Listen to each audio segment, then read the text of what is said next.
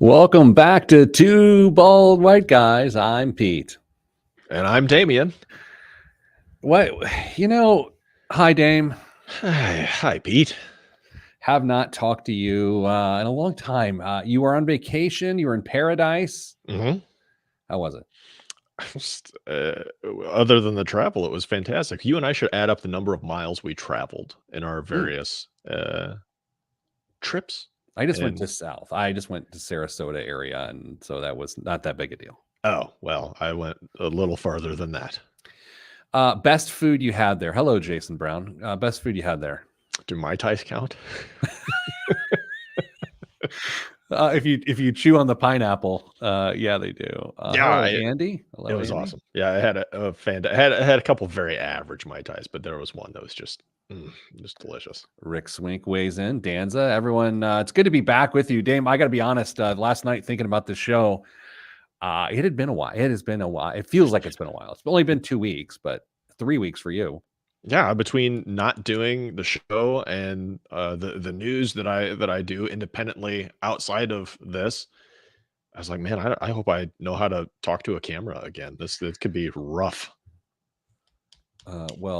Kristen's off today, so I thought she was here today, but she's off. So good for me for not knowing when people are on or off. Hello, Sarah Renfro. Good to see you, Reverend. All right, Dame, on the show today. There's this awkward but understandable moment where a loved one comes to you while they're living and says, "Hey, would you consider being the executor of my estate when I've moved on to post-retirement?" And the natural inclination is to say, "Yeah, of course. Yeah. I would do anything for you." Yeah. We want to pump the brakes on that idea. Today, we're going to explore why, if you're the wrong person to say yes to that, you're going to mess everything up. Yeah. Big time. Yeah. Have you had the pleasure of filling that role yet? No, but I know a couple situations. I actually 4 where I will be. Yeah. 4 households. Wow. 4 households I will be. So that's a good time. I know that you have once. Mm-hmm. Mm-hmm. Yeah. And so I will lean on you during that segment to help us understand. Dame, you came up with a little bit of a game, kind of a game, although I don't know how fun it's going to be. Yeah. And this sort of goes back to my high school philosophy and strategy around academics. What's the least thing you can do that is passable in your financial life? What is the minimum level of commitment and effort? And so we're going to walk through that. Did I capture that okay? Yeah, I think that was great. Okay. Do you just want to get cracking, or we got other things to do? Did you see any dolphins or sharks or? You know what? I don't think I saw any aquatic sea life that was notable. I saw a dolphin swimming like 20 yards behind Ted. Really? Yeah. I thought it was a shark at first, and I was like, am I going to have to get out from under this umbrella and take off these jeans? And I'm just kidding. I wasn't wearing jeans at the beach. And then I was like, oh, it looks happy. It's a dolphin. So even if it wasn't a dolphin, even if it actually was a shark, he's fine. He can swim. He's fine. Just poke him in the eye. I did yell shark, though, and I was arrested. All right. Can I say Florida, Gulf Coast, Florida, Sarasota, Bradenton, Anna Maria. Dude, there's so many birds, like just crazy looking birds. I saw bald eagles daily. Did you stand up and cover your heart and recite the Pledge of Allegiance every time you saw a bald eagle? Oh, you bet your buns I did. I cut my shirt into a tank top and saluted, and I wooed. I picked a favorite NASCAR driver every Jeans day. became jean shorts. Hey, jorts. Yeah. The Mai Tai that I was drinking turned into a Bud Heavy. Like, it was an American moment every day. Now you're talking. There's so many birds. And then we got back here to Naptown. We landed at the airport. We're driving home. We don't see a single bird. And I'm like, man, I didn't realize how much birds meant to my life until you leave Florida. The government's using birds to spy on people. Did you participate in totality? I mean, it's like 99% totality. It didn't get perfectly dark. It got pretty dim, like evening, Yeah. dusk type, but we didn't get the full show. So we were right in the path. Yeah. You guys were outside the path, right? Yep. So we got the full show. Um, much cooler than I thought it'd be. Yeah, you were a skeptic. Oh, yes, I was. But I will land here. Sir, I would not have driven 30 minutes to go see what I saw, although it was spectacular. That's an interesting take. It was amazing and spectacular, but you wouldn't have traveled for it. But also, that's kind of my concert theory. That's true. Yeah, you didn't have to worry about parking or traffic or anything. You just stepped outside, threw some glasses on, and The best part was when the sun came back, it kicked down the door like a Return of the Mac. It was like Jesus coming out of the tomb, Ric Flair entering the ring. It was Bernard King at Madison Square Garden. It was phenomenal. Well, I'm glad you got to experience that. Did I say Jesus Christ coming out of the tomb? You did. That was, I think it was a little bit more silent. I don't think it was. Yeah, I don't know. I gotta go because I have a thing. So sorry, Jeremiah. All right, Dame, let's do the feud. Coming out of Florida, I assume everyone just watches game shows. In 3, 2, 1. This week on the Pete the Planner Show, we answer your money questions. Here's how the show works. You email us at askpete@PeteThePlanner.com. That's askpete@PeteThePlanner.com. And here's how the show works. We may or may not answer your question on the air. This week, we answer no questions other than our own. I now pass the mic to my good friend and co-host Damian Dunn while I hit the cough button. Hello, Dame. Kill 7 seconds. Hello, Pete. Welcome back to myself and everybody else who's missed a show in the last couple of weeks. It's good to been be a while. back with you. Thank you so much. Dame, this week on the show, Dame, being the executor of an estate is in a way a financial function, but it's so much more. So we're going to explore what is really involved, because I think many people assume they can do it if asked to do it. Some people are just put into that situation. But recently, a friend of the show was asked to be in this situation. Would you do it? And you and I and some others helped evaluate whether this person should really do it. Sure. So that's what we're going to do this week, and a couple other things as well. All right, Dame, as you think about being the executor of an estate, and you have done this. Indeed. I have to say, if I may, you are the perfect type of person to be the executor of an estate. The professional and personal qualities that you have, as we talk about these here today, you are the perfect person in the world to be an executor of an estate. I mean, not only was I prepared to be the executor of an estate, the estate that I worked was potentially the easiest estate you could ever hope in the situation. So I kind of had everything going for me in my favor, but I'm sure you and I both know of situations that didn't go quite so well. Okay, but and I hear you on it was being perfect and all of that, or very well done. At times, was it still complicated and difficult?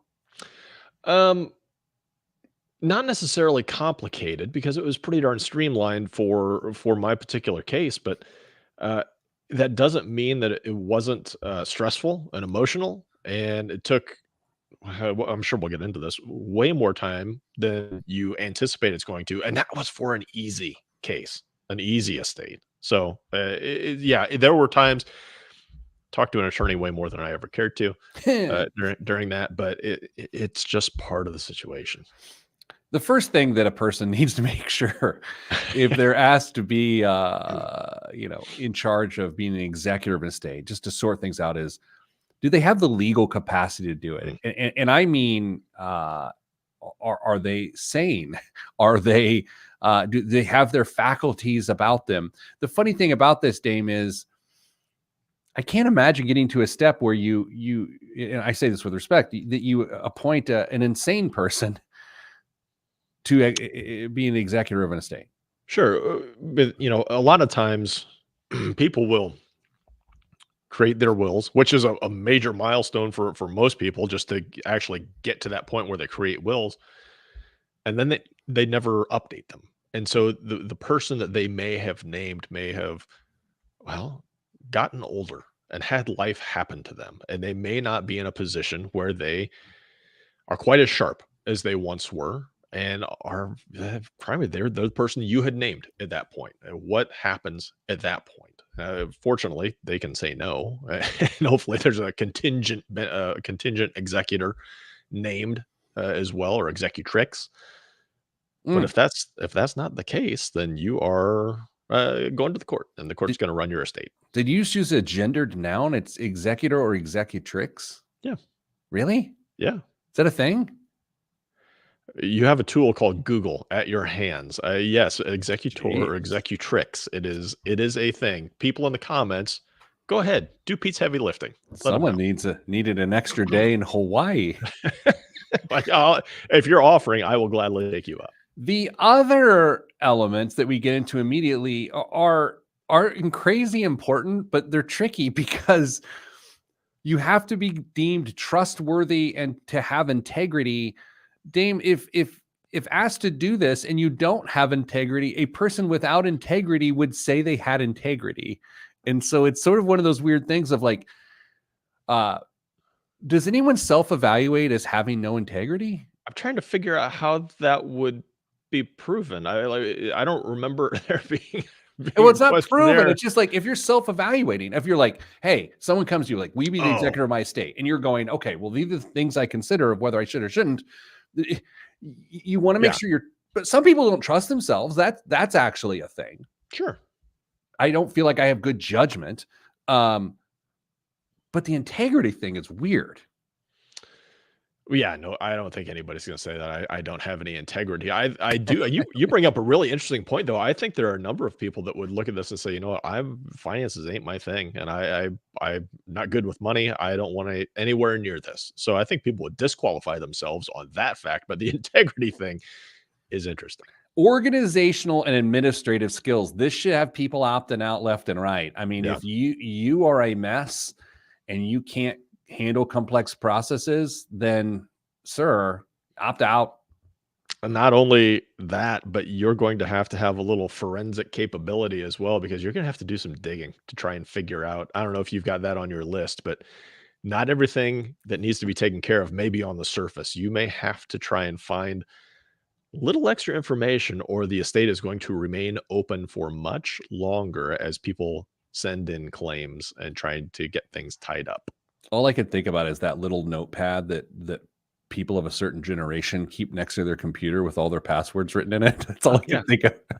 That's the forensic accounting that we get. That's interesting, Dave. Do you remember when you were a financial advisor and you would be dealing with a situation like this? Maybe a client, someone passed away, and you're like, hey, make sure to check here and check. Just the knowledge Mhm. of where to check that you otherwise wouldn't know.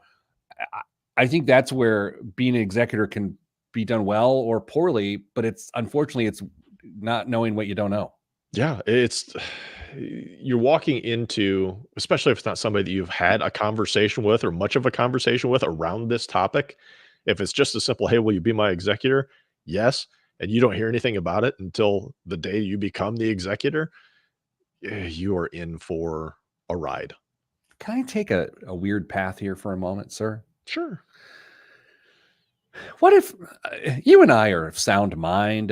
Professionally, we could deal with these things. What Yeah. if you're in a situation that maybe there's no one in the family, their immediate family, that can actually execute on this? Someone opts out for some of the reasons we've said so far, and some reasons that we're about to say here, in the next segment. But like, what do you do if you don't actually have a good executor? What happens?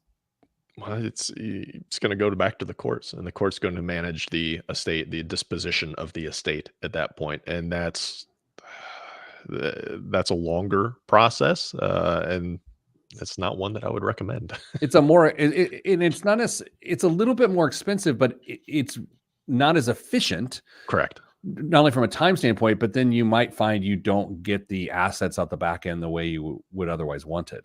Yeah, because I mean, there's when you have an individual as an executor, there's a little bit of discretion that can go into some of those receiving of the will, sorry, the bequeathed items in the will. Yeah. But when there is a court involved, things are a little stickier as the wheels of justice turn over a little slower. Bequeathed is one of the best words ever. Absolutely.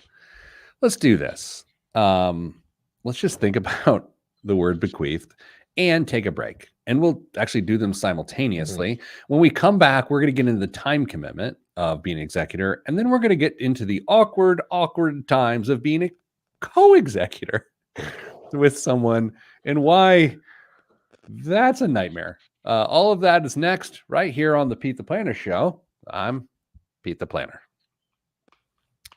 Dame, are you listening to any podcasts right now? Not regularly.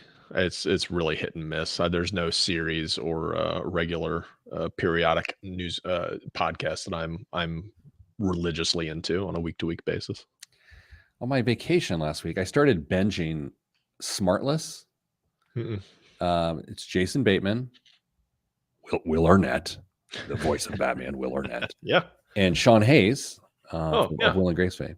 They are best friends, the three of them. They have Really? they are throuple of best friends. And it's a really good show. It's a really good show. It's really good because I want you to think about your text chain with your best friends. It's your text chain with your best friends. It is hilarious, and it's just dudes ripping on each other, and I don't know if it translates across genders, but as I listen to it, I just think about my two best friends, and it makes me laugh. Maybe I'll have to give that one a listen. That's I mean, do they come to the show with topics, or is it just like, how was your week? Amazing question that I probably should have led with.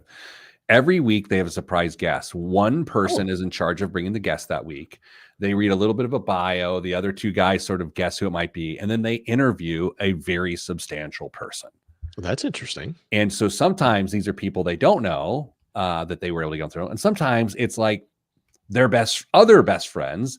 And so it's just a bro fest.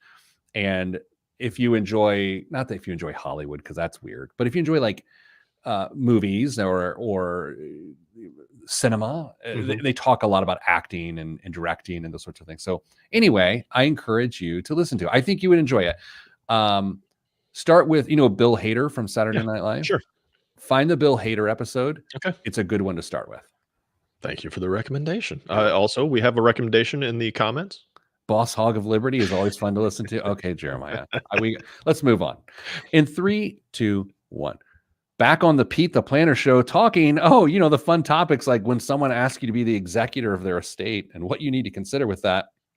Dame, you mentioned at the top of the show, one of the biggest issues in all of this is time commitment. And I understand the concept of time and commitment.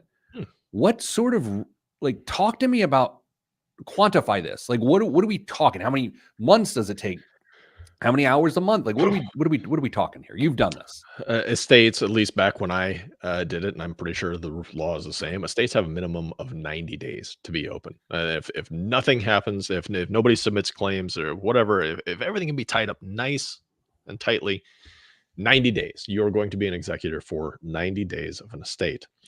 During that time, you're going to be meeting with attorneys, yay, everybody's favorite. And depending on the complexity of the state, that's going to determine how often you are meeting with them and signing things and potentially sending checks. You're going to have meetings with family. There's going to be a lot of meetings, especially if they have no idea what was in the will. You're going to be negotiating and mediating and hoping somebody doesn't sue to keep the estate open even longer. Because Pete, I don't know if you've had the pleasure of going through this with former clients, but money and death do really horrible things to families. Yeah, I've seen it. I saw, especially if maybe the person who passed is in a second or third marriage at that point. Oh, okay. Slow down. Okay. The person who passed is in a second or third marriage. Then there's additional claimants, if you will. Well, so let's say Mrs. Advice passes on. Gee, many Christmas, I Dame. because I didn't want to say Mrs. Planner. I'm Well, why taking don't one for you the team here. die? Okay, let's say it's a good point. Say I pass away. Holy cow. Mrs. Advice remarries because Okay. that wouldn't. I'm going to introduce her to this guy, friend of mine. Dude, he is so much better looking than you. I'll give you her number. She Okay. probably will. I'm sorry. Continue on. I Anyway. feel like I'm interrupting you. And when she passes, if the new beau is still around, she leaves everything to him. So And you're then back to having her die again. Like you yeah, can't get this. we had to get to this point because then if that person owns all of the stuff, Mhm. then he can decide what happens to it. And then the And kids, if he gives it to his kids, his kids, not your kids. correct. So that's the thing. Yeah. Yeah. So it's very possible when you get to a second or third marriage that people who would have normally received some assets or inheritance from their parents might not get a penny because of how marriage and wills work. I know a situation actually that is that exact situation. Uh-huh. And I think, again, without overstepping our bounds here, to the social side of things, Yeah. I don't know what we are actually experts at, but we have some expertise in this area. Not the social side. Very infrequently do the two sets of kids get along great. Yeah, especially if this happens later in life and they're all adults. I mean, they're they're friendly, Yeah. but it's I don't know you, you don't know me. We've got our own lives and friends, and we never had the holiday memories together, and it is what it is. So those situations, if there are multiple marriages and multiple families involved in an estate at that point in that way, oh man, you are in for a lot of stress. You mentioned a little bit earlier, conflict resolution skills are paramount here. Yeah. Because some situations, there's going to be conflict. And if that's the case and you're not good at that, then bow out. But Dame, I think what you dealt with a pretty simple situation. Any conflict? And by the way, if you want to tell me to punt on this, no, I mean, there was none. It was, there was one heir and very minimal debt, and there was enough life insurance to cover all the debt. So it was pretty much going around and checking all the boxes and making sure that everything was taken care of and everything got transferred as it was entitled as it was supposed to. And that was it. And it was still a lot of work to be able to go do that because you have to take time out of your day to go do these things. It's not like these institutions are going to be open past normal business hours for you to go and transact this business. So if you don't have time to take out of your day to go and do this, you're probably not going to be real happy that you signed up for it. That's a really good point about the work hours there. Yeah. I mean, you can do some stuff online after the fact, but a lot of these institutions or whatever, they got banker's hours. Pete, we of a beloved former colleague of ours moved for like 2 weeks to go to a different location where she was an executor and lived there for 2 weeks to try and get things tied up. And it was difficult, very difficult. Yeah, that, you want to talk about complicated. I'm thinking back to that situation. Yeah. Incredibly, like, different families and generations and past relationships. Wild. Yes. Let's get to this as we sort of wrap this idea. And then on the next segment, we've got a little fun one. Minimum level of effort or commitment in various areas of your financial life is sort of what we're talking about. To opt out, to be like, thank you, Jimmy, but nah, I'm not doing it. And there's two risk points to that. There's number one is that someone's going to go in there and do it worse than you. Because theoretically, if you're being asked, you're higher on the list than someone else. Yeah, sure. Whether you should be or not. Yeah. But then the other one is, let's say there's no one else to do it, then it just goes to the court, right? Yeah. I mean, that's just the way things work in the good old United States of America. If no individual is going to stand up, don't worry, the courts are there to take care of you. there. I keep going back to this, and again, it's not exactly a macabre conversation, but it's an adult conversation. There's the aspects of shortly after death planning, of arrangements and all of these sorts of things, and getting bills taken care of. But this comes on the heels of that, and the emotions are still there, and then it's like, okay, now as you're sorting through this, please now have the go buy an accordion file folder from the local Walmart and become Aaron Brockovich. Like, be this detective going to solve really weird financial things. And you have to be prepared for this, because if we all know that that finances are incredibly private for a lot of people, and if you are the executor of somebody that you knew and cared and loved very much, you may uncover some stuff that you wish you didn't. Oh my! I do what? I didn't even think about that. I've literally, as I've been thinking about this topic all week, because we've been helping a friend. I've not considered that once, and you've just soured the whole idea for me. I mean, it's possible. I mean, I'm not saying it's likely, but it's possible that you may find something that was hidden away from nearly everybody in their lives. Jiminy Christmas. All right. So bottom line is this. If someone asks you to be an executor, think through these things we talked today. Also think, okay, well, if they don't choose you, who's it going to be? Do you trust yourself to do a better job than those other people? That's got to be a part of the factor too. And just know, if you need help, you can always lean on places like the Pete the Planner show. Actually, by the way, no one call me to be your executor. I'm not, like, there are a few people, a handful of people that by all means. Everyone else, good luck with the courts. I'm sorry, it's a little much. Dame, coming up after the break, we're going to go through various areas of our financial lives and say the bare minimum, this is what you need to be doing. And it'll be interesting. You and I can compare notes. Yeah. A little bit of a contest, a little bit of a game show. All that's next right here on the Pete the Planner Show. I'm Pete the Planner. Welcome Alvin to the show. Longtime listener. I remember the very unique opening with Pete's Kiddos, first time live streamer. Those were fun. I mean, I could still put them back in, but number one, my daughter is now at the age where she does not want to be part of anything like this. None of her friends listen to the show anyway. Well, that would be my very logical argument. But anytime I would take a picture of her on spring break, let me look at it. Nope. And I'm like, hey, this is from my personal collection. Yeah. Just a picture of my kid. So when I'm on a plane and I can look at it and tear up and think, man, I'm glad I'm not hanging out with her.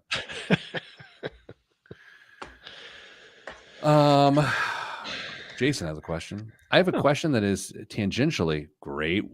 Bequeath and tangentially top 10 words related to estates. What are thoughts on one kid versus multiple kids in this area? One kid is a simpler estate, but it also means looking all the burden of one person who is also grieving loss of parents. So that goes to the co-executors, right? Yeah, I mean, you certainly can. I think there's more opportunity for things to go wrong if there are co-executors at that point, unless you're basically naming one just to not hurt feelings, but you tell them you don't want them to do anything, and somebody else will take care of I mean, that's a horrible reason to do it. Look, here's the thing. I love my sister so much. I respect my sister. She's smarter than me, more talented than me in just about everything. I would not want to go through that process together. I don't know how she feels, and that's no offense to her. I would just want to do it myself. Yeah. I don't know. Maybe that's rude. Maybe she's going to get mad and text me bad emojis later. She listens to the show? No, God, no. But I'm sure someone who knows her. And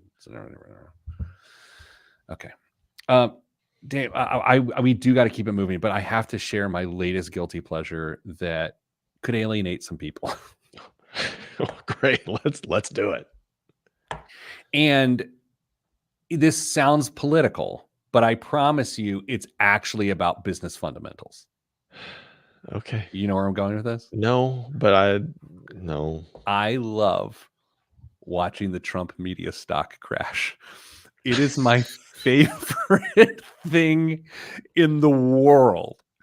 It is my favorite thing in the world. And it's for a couple of reasons. We actually talked about this on the show a couple of weeks ago, I think, when you were on vacation. Did you catch that part of it? No.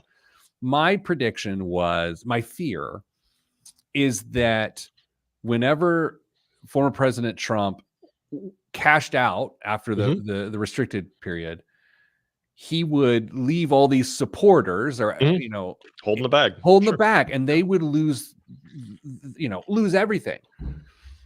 That was my fear, and I just could see it happening. I knew it would happen. The good news is, where it peaked out at $79 on March 26th, $79 a share, Damon, it's now $29 a share, less than 30 days later, and it's falling about 9% today. And I watch it every day, and I love it, and it makes me happy. And the reason is because they had about $4 million of revenue, and the stock was market cap was $5 billion. Yeah. Which is the dumbest thing anyone has ever heard. It has nothing to do with Donald J. Trump. It has to do with, that is the dumbest thing anyone has ever heard. I think you enjoy watching a couple stocks go down more than any other stocks go up, including your own pick for stock winner of the year. That's weird, because I'm not a dance on the grave sort of fella. Speaking of the last segment, but it's fun. Yeah. Okay. And again, it's fun because a lot of people are not going to get burned because of that. Because if there is a cash crunch for good reason, bad reasons, whatever, a few months from now, and the primary shareholder has access to that liquidity, they would take that liquidity. Sure. And then all of the people that supported the stocks would suffer most of the shares disappearing away from the market. Well, not disappearing the market, flooding the market. Right. Okay. No one cares. I don't think anyone cares. In 3, 2, 1. Back on the Pete the Planner show, talking about things that people care about. Damien, you had this segment idea, and I like it. So I'm going to do my best to stay out of the way of describing what it is, and let you be the captain of the ship. Before we get going too much further, real quick though, you and I both were on vacation recently, separate vacations, to your excitement. Do you listen to more yacht rock when you are on vacation than when you are not on vacation? I know it's probably about the same. Probably about none. The same. Yeah, none. Exactly. Mrs. Planner and I, when we're on vacation and we're driving in the rental car and things, we listen to yacht rock, and it really sets the vibe right. Really? And when we're not on vacation, we never listen to yacht rock. What kind of rental car did you have this? Remember my car that I had previously to the car I own now? Yeah. The one I just a couple months ago got rid of. Yeah. Yeah. That was my rental car. Which is really weird to have a rental car, which was your car, and then because you just know it. There's no unfamiliarity to it. Anyway, Dame, explain how this segment works. Imagine, if you will, that you are trying to set a bare minimum of effort or activity in your financial life. My high school academics. You've described my high school academics. So for this exercise, you are going to be envisioning somebody who is doing okay financially. They're not struggling to make ends meet from month to month. This is somebody who's got enough money to cover all the bills, put food on the table. Everything's okay there. So what we are going to do is we're going to name some different categories of personal finance. And what Pete and I are going to do is potentially, hopefully, debate what the minimum acceptable level of activity is in those categories. It's like a little bit of a Dutch auction. Sure. I don't know what that means. Okay, hit the first one. All right. Savings. Now, this is not retirement savings. This is just savings. What is the minimum amount of, and let's go with specifically emergency fund balance. What is the minimum amount of emergency fund balance that is acceptable in somebody's life? It's quantified by dollars or time. I will give you the flexibility to be able to define that however you want. Minimum. And we're not talking like personal finance experts recommend. We're talking minimum. Minimum.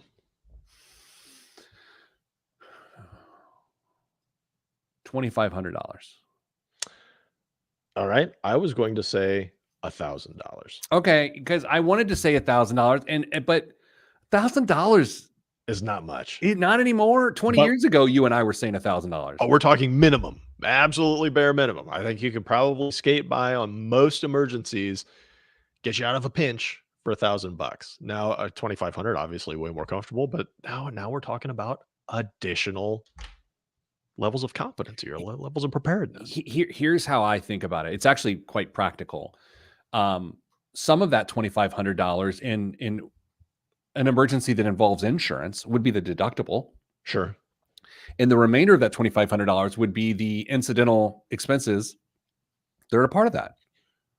That's Like, true. Like that's sort of a weird practical way, but it kind of works. I'll go 1,500. Does that make you feel better? Oh man, I have so much more confidence and faith in you as a human now. Thank you. All Or right. you know what, Dame? Thank you so much for acquiescing there. I don't know what just happened. Okay. Next. Retirement contributions. What is the minimum amount of retirement contributions somebody should be making every year? Or, I don't know, month, paycheck, year, however you want to define it. Percentages of their income. How about Sure. that? Okay. Well, so this is a tough one because for 30 years, 40 years now, the answer has been the match. Just Mhm. hit the match. And I hate that answer. Mhm. The match being like, you put in a certain amount, your employer matches that. I think that's the worst. It's the worst in the sense that it is guaranteed failure, truly guaranteed failure, unless your match is absurd. I'm going to go 10%, which is a little higher than I want it to be, but it's 10%. I'm going to go with a match. Because here's what I'm saying. You're not camping out here. You are not living at the match. But if you've got stuff going on in your life, the minimum amount that is acceptable. Okay. If your fallback position, it doesn't go any lower than the match. Okay. I like that idea because this isn't of like I'm setting my financial life for the Correct. first time. This is I'm emergency.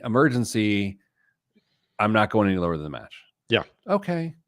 I will acquiesce to you on this one. Well, look at us, give and take. Who Yeah, would've a lot of thought? bequeathing going Who on. would have thought? I don't think so. All right, next, if you're in the camp of having student loans, what is the minimum? Sorry, maybe I should rephrase that. What's the maximum amount of time it should take you to pay those off? Well, that's a good way to think of it. I'm yawning. I'm bored Yeah. by this. No, I Very exciting. did not have enough coffee. A drug, coffee, caffeine. 10 years? Or is that too aggressive? 10 I don't years. know. 10 years. I want to say 10 years, but I think we have to pay attention to the cost of college and the jam that sometimes people find themselves in, that maybe 10 years just isn't enough through the debt that's been accumulated and the actual income prospects that some people have graduating with the degrees that they've got. I don't know. I really wanted to say 10 years on this. I don't know if that sticks anymore, Pete. Okay. Once again, I will bend your way. 15? I would hope it could be done in 15. Let's do this dumb thing that I used to do. But we'll alter it. You get out of school at 22, 23. Mm-hmm. It takes 15 years to pay off Mm-hmm. your loans. That's your strategy. But in the meantime, you also are saving a little bit of scratch. Yeah. So by the time you're 40, you buy your first house. Man, this is backfired. 15-year mortgage. You own your home by 55, Mm-hmm. and you've on a glide path to retirement. Does that work? Is that work? We should talk about that because I used to say, I'm so stupid. Here's what I used to say. The person get out of school at 22. Yep. Loans are paid off by 30. Ooh. Immediately buy a house, a 15-year mortgage. You're debt-free, living in a home you own at 45, and then you've got the next 20 years. That was dumb 15 years ago when I said it. I wonder if own your home at 55 and buying a home when you're 40, whether that makes sense. Life looks so much different than it did just 15 years ago. I think a lot of financial professionals do themselves a disservice with just staying with the status quo that they've established a number of years ago and not adjusting to the reality of the situation that most people face.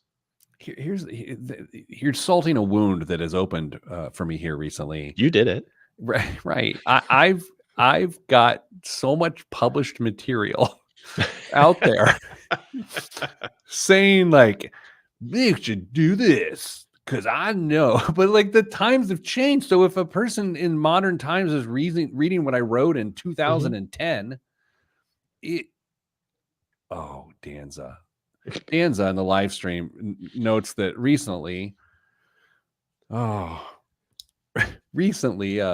personal finance expert, I read something the other day that suggested $1 million is a fine amount. Did you see this article? I almost sent it to you. I didn't read all of it, but I saw the headline and got the gist of it.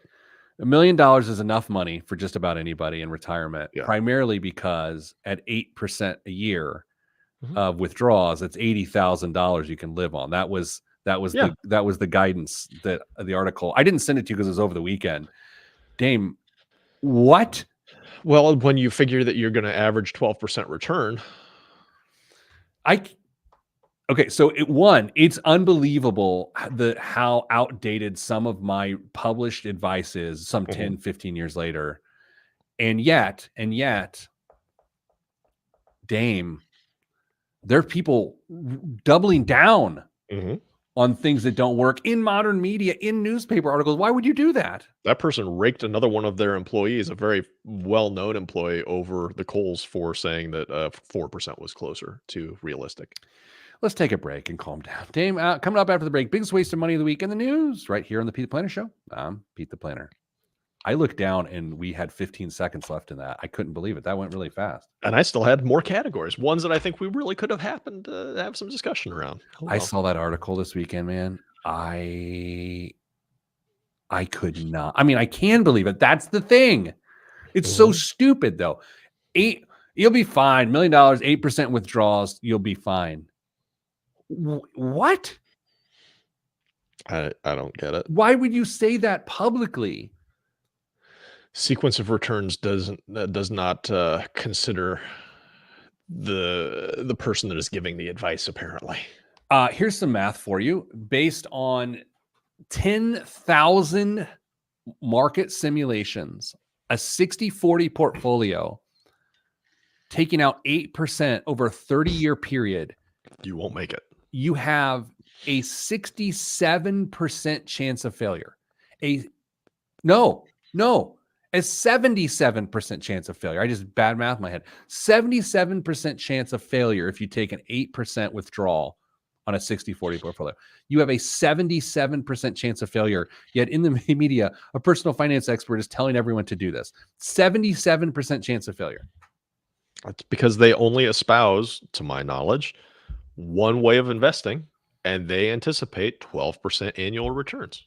I could not sleep at night.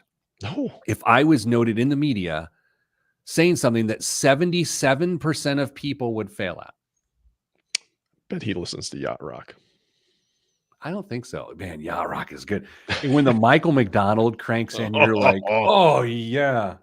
I told you that story, didn't I? No, what? My Michael McDonald story? Maybe. Is it in, it was in Hawaii on another trip. Jiminy Christmas, Dame. It was work. It was for work. Whatever. And the evening entertainment was Henry Capono, I believe, and his band. Beautiful little local band. About 2 songs in, Henry says, I've got a friend here on the island that I want to bring out to do a song or two with us. Happens to be in town. Thought you guys might enjoy seeing him. Ladies and gentlemen, Mr. Michael McDonald. It would have been a great moment of my life. It would have been a great moment of my life. He played for 2 hours. Oh my gosh. It was all just a front. It was just this local band as a front, and then they were his band, or at least they were his band that night. But was it amazing? It was ridiculous. You've never told me that story. It's an amazing story. It was so awesome. Now, here's not exactly as charming of a story, but it was a surprise concert. And it's a little bougie, but the end result is I didn't enjoy it because I don't enjoy that music. I was in the Sydney Opera House, and it was a surprise concert for this thing I was at, and they were like, "Ladies and gentlemen, Mr. Keith Urban," which he's from Australia, Yeah, sure. and he was the special guest. And he was fine. But I just didn't enjoy it because it's not my thing. And but people were losing their minds. Sure. Yeah.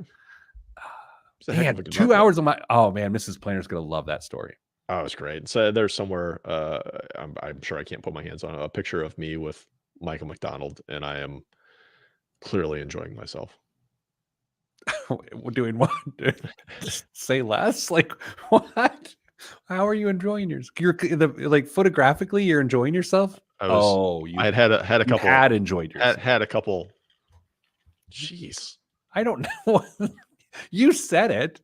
You thought it. It was a tense issue. You got to work on your tense. I had whatever. Moving on. Okay, let's do this. I had to go. And hold on. In 3. Really glad Kristen's not here. Wow. For that conversation. Okay, 3, 2, 1. This week's biggest waste of money of the week, right here on the Pete the Planner Show, is there we go.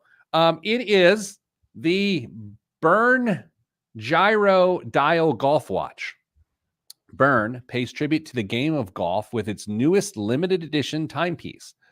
Inspired by Scottish courses, the Gyro Dial Golf Watch features a textured green dial with matching hands at 3, 6, 9, and 12 o'clock. Miniature kinetic sculptures rotate to reveal 4 unique symbols. The first side is a 12 and 7 iron, sand wedge, and putter designed after John Burns clubs. Next is chromed golf balls, followed by Roman numerals.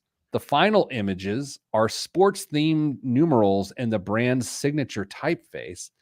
The intricate mechanism is powered by a caliber 555 mechanical movement and housed in a 41.7 millimeter titanium case. This is limited to 24 pieces. Dame, what does this weird golf watch cost?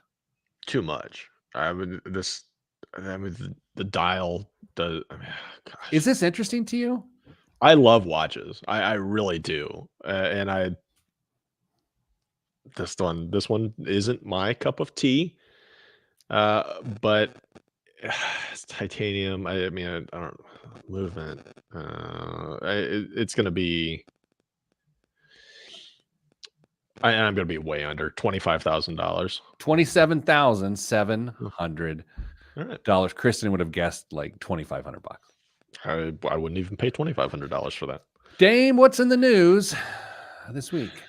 After months of all-nighters hashing out the details, President Biden submitted a new plan to make college loans a little lighter lift for debt holders. Up to 30 million Americans could benefit from the measures announced this week, a redo of Biden's previous student loan forgiveness attempt that the Supreme Court flunked just last summer. The initiative targets older borrowers and people saddled with debt from accrued interest. If the proposal makes it past expected legal challenges, and there will be challenges, it'll cancel up to $20,000 in federal loan interest regardless of income, providing relief to millions of people whose debt exceeds the initial loan they took out. It'll also entirely forgive the debt of anyone who's been making loan payments for more than 20 years. And it'll cut loans for people who didn't receive, quote, sufficient financial value from their studies due to specific education quality issues, and people who may be eligible for loan forgiveness programs but haven't applied. This came through the current event Slack channel here at work this week because you put it on there at 11:05 on Monday, April 8th. And my comment was, this is interesting. Mm-hmm. It's helpful, inexpensive because they're just forgiving interest. Yet theoretically unimpactful. I think it is a very weird idea because they're just forgiving interest in a lot of those cases that they're just sort of writing the interest off the books, but not the principal. And I don't think it's going to impact anyone's financial life. It's like smoke and mirrors. Well, I mean, if you have all of your loans forgiven, because you've been paying for 20 years, at that point, I mean, that That part, yes. could Yeah, make an absolute difference. sure. Or if you've been eligible for a different forgiveness program and never applied, or applied incorrectly, or whatever. I mean, that there are some issues that could make an immediate impact for individuals, but man, it's going to be a challenge to make this. First of all, it's not going to get implemented. I would be shocked if this ever sees the light of day. But it's just another approach or another attempt to try and solve the issue that is student loan debt that hangs around the neck like an albatross for hundreds of thousands of families in the country. Appropriately or inappropriately, anytime we talk about this, we also talk about the timing of elections. We talk about Mhm. particular interest groups. Here's what's weird about this one. Previously, I would have said, and I believe I did say, that the first attempt at this was targeting younger voters. Mhm. This isn't. No. And so does that mean it is less political, or does it mean it's going after a different political group? I kind of want to say it's less. I don't know. Do you think that has anything to do with it?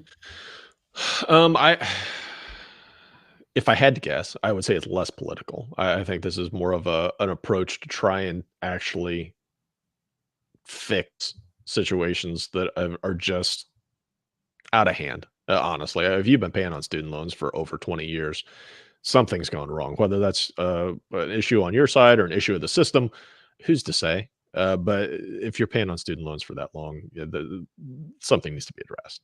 I do feel like this is fairer, and it has a better chance of getting through, but I don't think it gets through. What else is in the news? Toilet paper and giant tubs of peanut butter might be at the top of your Costco shopping list, but the big box chain is also turning gold into Gold. gold. Pete, we've talked about this in the past, but there's some interesting data here. Costco started selling gold bars to its members last August, and Wells Fargo analysts believe that the product is now bringing in between X and X dollars a month. I saw this article, but I didn't remember the number, but it was a lot. 100 and 200 million dollars a month. The retailer doesn't reveal the price of the 1-ounce bullion to non-members online, but it's estimated to be 2% above the spot price that gold trades at. And that price has soared since Costco got into the gold game. The price of gold has gone up 13% this year and reached record highs as investors pile in amid inflation worries. You know, when I saw that headline this week, I thought, wonder if they're actually impacting the price of gold by making it readily available. And I think you just suggested they are. I mean, who's to say how much of an influence that's had? But I mean, if you are making purchasing gold a little bit more accessible to the masses, sure, it's going to have an effect. We all have our thoughts on gold, and Sure. I know you do. And I just don't. I sort of opted out of having an opinion. I don't care. Like, I don't think I would own physical gold, but I can't tell you why or why not. I've opted out. It's sort of strange. Do you feel like most people have a stance on gold, or do people opt out? I think most people who have stances on gold are very pro gold. I Yeah, mean, if you, then no one's anti-gold, right? I'm not anti-gold. I just opted out. no, I'm just Right. if you have a stance, Yeah, you're you right. are way in on it. Totally. You're so right. That is so right. But I know what? Here's the weird thing. I have a stance on crypto, Wow, that's true. That's but I true. don't have a stance on gold. I think you're right. If you have a stance on gold, you're in.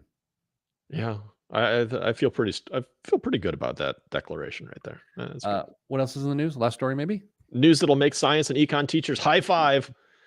Incentivized by tax breaks and the Inflation Reduction Act, Wall Street big dogs are softening the green transition's rural impact by paying local farmers to graze their sheep around solar panels and prevent grass from growing too high. It's called solar grazing, man. And while the practice of ditching pollutant-heavy lawnmowers for sheep isn't new, it's spreading rapidly as more investors pivot to green energy. The number of sheep mowed solar farms in the US has multiplied 10 times over in the past 2 years, according to the American Solar Grazing Association. This Pete, is great. how much do you think a farmer gets Oh. per acre to let his sheep graze there? He's getting paid to do this. Okay, so a farmer who is a sheep farmer Yes.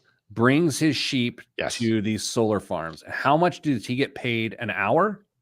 No, per acre. Per acre. $250 an acre. About $1 an acre.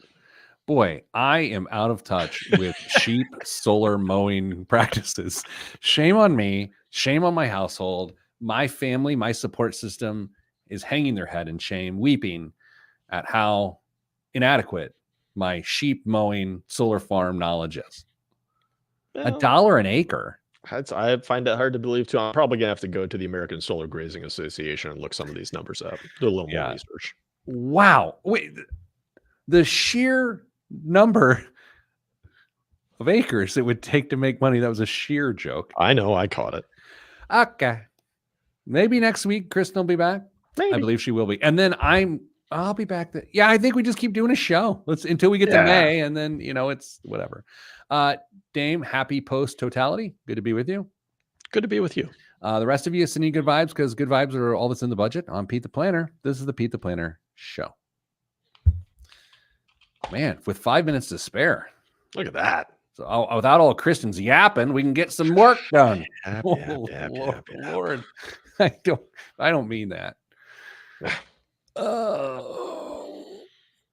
Dame, have you done your news segment for the platform today? I did. I do that first thing in the morning. Oh, really? So yeah, I put it together the night before. I check the news again in the morning to make sure that nothing broke overnight. And then I organize it, do a couple dry reads, record it, and then send it off to my best producer / editor in the world, Forrest. It's funny. I thought all your reads were dry. No, I mean that's just me. Okay. No, they're great. All right, man. Well, it was nice to talk to you. I haven't talked to you in a long time. Yeah, So we'll see you again next week. Yeah, that's true. Our next conversation will be at 9:50 a.m. Next Friday. Yeah. That's why your life is so good. It is noticeably better. I understand. Best of luck with your life, Dame. And everyone else, stay getting money.